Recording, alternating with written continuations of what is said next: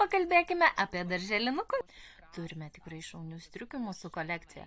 Čia galite pamatyti spalvingus hupa dizainus, ryškius ir linksmus tiek berniukam, tiek mergaitėm. Hupa striukės mūsų kolekcija turi arba 45 gramus, arba 100 gramų pašiltinimo, todėl tiesiog patikrinkite prekės aprašymą. Jeigu mėgstate vienspalvius variantus, ši graži smėlio spalvos striukė iš Lenė.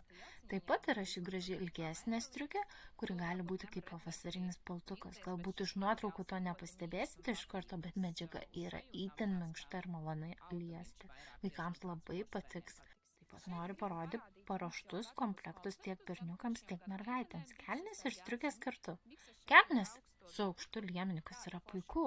Ryškus ir smagus komplektas berniukams ir mielas rinkinys mergaitėms. Taip pat kelnes parduodame atskirai su pašiltinimu be jo arba iš softshell medžiagos.